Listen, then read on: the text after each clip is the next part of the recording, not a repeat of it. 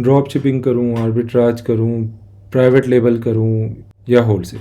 अगर आपके जहन में भी यही सब सवाल चल रहे हैं तो आपके लिए आज की वीडियो बहुत फ़ायदेमंद होने वाली है। Hello and welcome to my YouTube channel. तो आज हम कवर करेंगे अमेज़ॉन के तमाम 5 बिजनेस मॉडल्स, जिसमें हम देखेंगे कि कौन सा मॉडल कितना प्रॉफिटेबल है, किसको शुरू करने के लिए आपको क्या क्या रिक्वायरमेंट्स चाहिए, किसको शुरू करने के लिए आपको कितनी इन्वेस्टमेंट चाहिए, किसके क्या एडवांटेजेस हैं और किसके क्या डिसएडवांटेजेस हैं। प्लस मैं आपको अपनी रिकमेंडेशंस भी दूंगा कि बिगिनर फ्रेंडली कौन सा मॉडल है।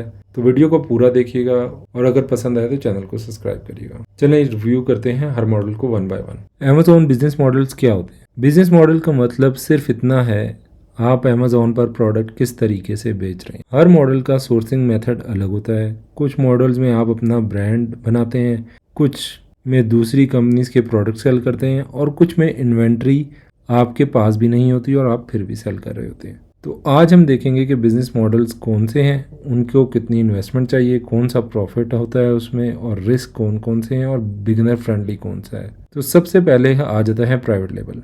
प्राइवेट लेबल से मुराद है कि आप अपना एक ब्रांड लॉन्च करते हैं, अपने प्रोडक्ट को सिलेक्ट करते हैं, उसको कहीं से मैन्युफैक्चर कराते हैं, most probably China, India, Vietnam, Pakistan, और उस प्रोडक्ट को अपनी उसकी ब्रांड रिकग्निशन कराते हैं, उसकी पैकेजिंग करवाते हैं और उसको लॉन्च करते हैं। आप उसके ब्रांड ऑनर बन जाते हैं। इस मॉडल में आप प्रोडक्ट खुद नहीं बनाते बल्कि आप प्रोडक्ट मैन्युफैक्चर करवाते हैं, उस पर अपना लोगो लगवाते हैं, अपनी ब्रांड को, जैसा आप मैंने कहा कि अपना ब्रांड क्रिएट करते हैं और अमेज़ॉन पर उसकी लिस्टिंग बनाते हैं। इसके एडवांटेजेस ये हैं कि प्रॉफिट मार्जिन हाई है, आपका अपना ब्रांड बनता है, लॉन्ग टर्म बिजनेस बन सकता है, ये लिस्टिंग्स पर आपका ज़्यादा कंट्रोल है। लेकिन इसके डिसएडवांटेजेस ये हैं कि इसमें इन्वेस्टमेंट आपको ज़्यादा चाहिए, पीपीसी की बहुत ज़्यादा ज़रूरत है। पीपीसी मतलब कैंपेन्स की, मार्केटिंग की, प्रोडक्ट रिसर्च इसकी बहुत डिफ़िकल्ट होती है और इसका लॉन्च रिस्की भी होता है। इन्वेस्टमेंट आपको इसमें कह लें कि अगर अच्छे से लॉन्च करना है तो $3000 प्लस ही होती है। सेकेंड मॉडल है हमारे पास होलसेल। अब होलसेल में क्या होता है कि होलसेल में आप अपने ब्रांड से नहीं बनाते बल्कि आप ऑलरेडी एक फेमस ब्रांड का प्रोडक्ट उठाते हैं और उसको बल्क में परचेज करते हैं और उन्हीं लिस्टिंग्स पर सेलर बनकर उसे सेल करते हैं। ये मैंने आपको अपनी एक listing how to list your product वाली वीडियो में बताया था कि एग्जिस्टिंग प्रोडक्ट को होलसेल करके सेल करना हो तो कैसे लिस्ट करते हैं। जाके उस वीडियो में प्लीज़ देख लीजिएगा।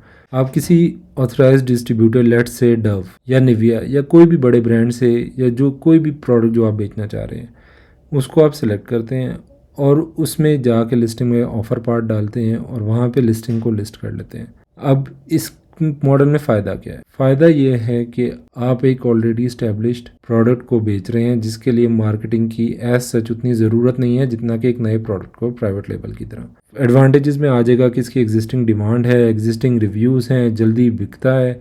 डिसएडवांटेजेस क्या है कि प्राइस वॉर्स होती हैं, बाय बॉक्स का कंपटीशन होता है, सप्लायर से अप्रूवल रिक्वायर्ड होता है, इन्वेस्टमेंट इसमें शुरू में कम है। तो आप कह लें कि ये $1000 to $2000 आप शुरू कर सकते हैं। अगला मॉडल है आर्बिट्राज, जिसकी 2 फर्दर फॉर्म्स हैं, एक है रिटेल आर्बिट्राज और एक है ऑनलाइन आर्बिट्राज। आर्बिट्राज ये होता है कि आप किसी प्रोडक्ट को देखें, ऑनलाइन आर्बिट्राज में मैं बता देता हूँ कि किसी प्रोडक्ट को आप ऑनलाइन देख रहे हैं और आपने देखा कि ये मुझे कहीं से सस्ता मिल रहा है, आपने वो प्रोडक्ट बाय किया और डिफरेंट जगहों पे सेल कर दिया। फॉर एग्जांपल आपने प्रोडक्ट वॉलमार्ट और टारगेट से उठा लिया और अमेज़ॉन पे महंगा बेच दिया, ये आर्बिट्राज है।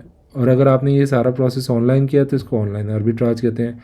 इसको स्टार्ट करने की इन्वेस्टमेंट बहुत थोड़ी है, $500 to $1500 आप इसे ईजिली स्टार्ट कर सकते हैं।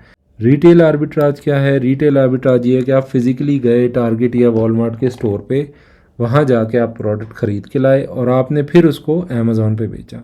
रिटेल आर्बिट्राज ऑनलाइन से भी सस्ता शुरू हो जाता है, इन्वेस्टमेंट इसकी $300 से $1000 होती हैं।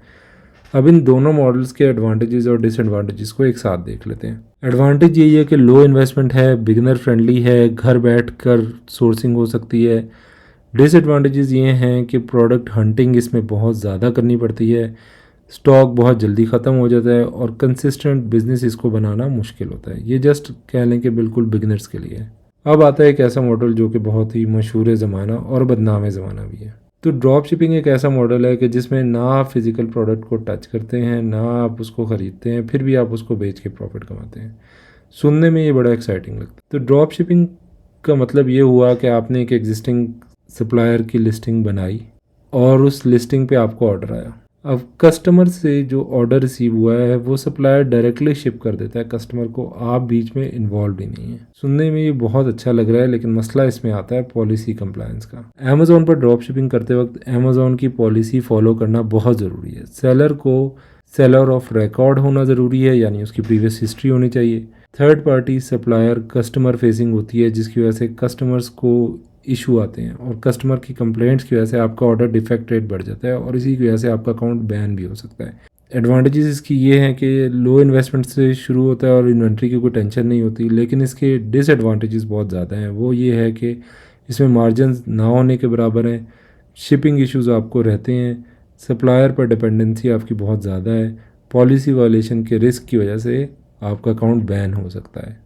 अब अगर मैं इन मॉडल्स का कंपैरिजन करूं तो इन्वेस्टमेंट के हिसाब से सबसे अच्छा तो ड्रॉप शिपिंग और रिटेल ही है, but on the other hand उसके अपने डिसएडवांटेजेस हैं। सबसे ज़्यादा इन्वेस्टमेंट आपको प्राइवेट लेवल में चाहिए, प्रॉफिट भी फिर प्राइवेट लेवल में ही ज़्यादा है और बाकियों में आहिस्ता आहिस्ता रिड्यूस होता जाता है।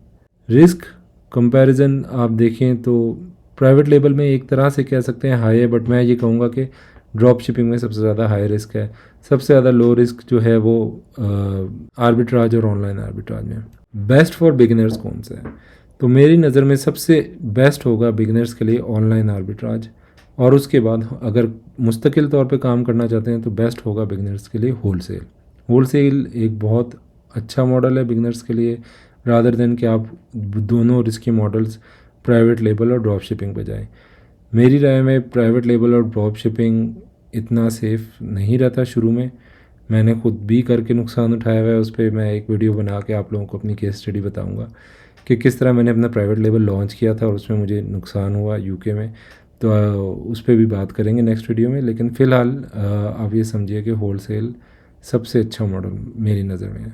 तो एंड में मैं यही कहना चाहूँगा कि अगर आप बिगिनर हैं और आपके पास लिमिटेड बजट है तो ऑनलाइन आर्बिट्राज पे जाएं या रिटेल आर्बिट्राज से स्टार्ट करें।